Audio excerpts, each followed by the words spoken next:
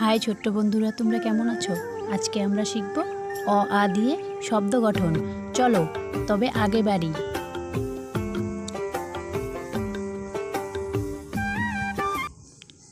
সরয়, সরয়তে অজগর, অজগরটি আসছে তেরে।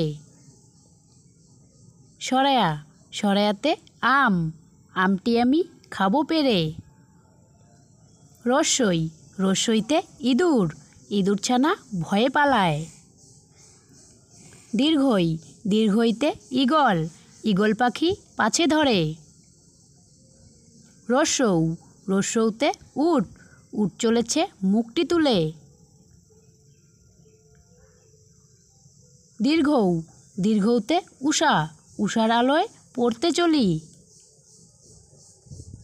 রি, রিতে ঋষি, ঋষিমশাই বসে আছেন। এতে এক্কা গাড়ি, এক্কা গাড়ি খুব ছুটেছে। ওই, ওইতে ঐরাবত, ঐরাবতটি ছুটছে দেখো। ও, ওতে ওজন, ওজন করো সঠিকভাবে। ঔ, ঔতে ঔষধ, ঔষধ খাও নিয়ম করে।